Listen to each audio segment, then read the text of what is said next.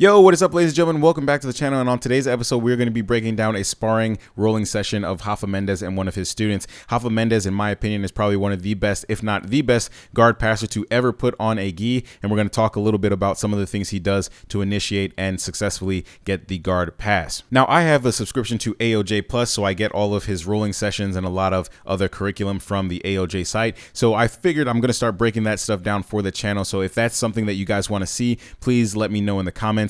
And with all that out of the way, let's get into this roll. So here we are at the start of the match, and both Rafa and his student are going to pull into this technical stand-up type of guard pull where they can immediately get their feet under them and stand back up in a technical stand-up type of fashion. So that's something I actually don't do a lot. Usually when I pull guard, actually, correction, I don't pull guard because I am a man. So when I happen to pull guard, I usually launch my feet forward. So this type of method of the guard pull, I'm going to have to utilize that and see how it works for me in my game when I'm at the gym. So here Rafa has got a double lapel, double collar grip, and he's switching to the arm. And what he's going to do now is he's going to take his left foot and kind of shelf it into his student's hip here and pull into a guard position here. His opponent tries to kind of sidestep that leg, but he's not able to do so. Rafa is going to switch to the collar, and now he's going to immediately pull his student down with a collar drag position and get into a sit-up guard. And he's going to work that lapel, the right lapel, in between his student's legs, and now he's got a good grip here. And what he's going to do with his left leg here, he's going to kind of launch him forward, as you can see here,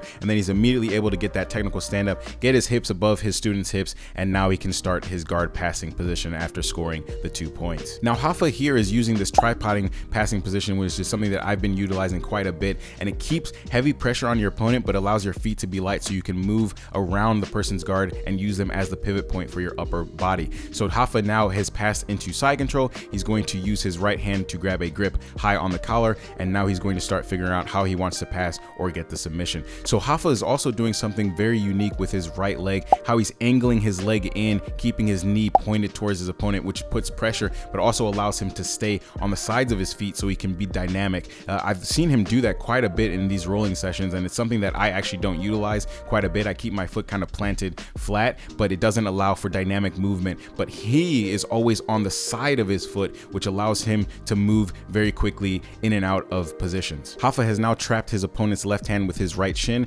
and he's going to switch over into a technical mount position. Now look at this posture, look at this position here. Rafa's left leg is now behind the back of his opponent, his right leg is pressing on the left arm of his opponent, and his opponent's right arm is now trapped, primed for the arm bar, which Rafa is known for. Rafa is going to take his right arm and pin his opponent's left arm, and when his opponent tries to go belly down, Rafa takes his left leg right behind the back of his opponent to stop him from going belly down. And now Rafa has trapped the arm. He's going to put his shin across the face, and now he's going to use that left arm and keep it on the outside so his left arm cannot defend his right arm, and now Rafa is going to get the tap for the submission. So here we are after the submission. Rafa and his student are going to take a little breather, and then they're going to grab their grips and go. Rafa is going to grab a double collar position, and his student is going to grab a collar and a tricep position here, and then he's going to pull into an open guard position, almost lifting Rafa. Rafa is able to balance and get into a combat stance, and Rafa is going to immediately get back on his feet and stuff the right leg in between his legs. Now this is pretty much the standard headquarters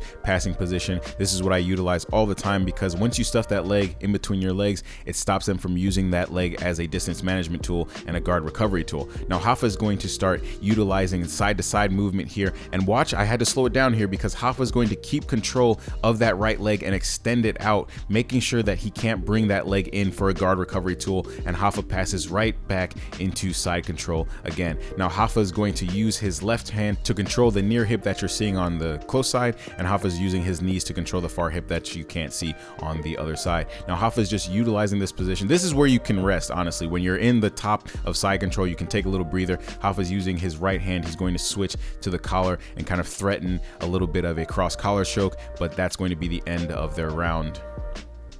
So let's get right into the takeaway. The major takeaway here is Rafa's footwork. If you notice, he was using this side heel, side foot maneuvering, and that allowed him to not only put pressure into his opponent, but be dynamic on his feet and use side to side passing. Now, I don't really play that. I'm going to start using it because obviously it works if Rafa's doing it. And a lot of the AOJ people play this position as well. And once you get better and better at jiu-jitsu, you start watching it, you start to watch it more for the minute details that people are doing, their foot placement, their body weight, their movement, how they're setting up different positions. You start to watch it for that and start watching it less for the wow factor of people's, you know, crazy submission finishes or highlight reel finishes. And that's what I'm doing with Rafa. I'm at the point where I want to know why is he putting his foot in this position? Why is he moving this way? Why is he putting his body this way? So I can replicate it and see success in my jiu-jitsu. So that's something to just keep in mind when you guys are training. Try to start watching people for what they're doing, the minute details that they're doing,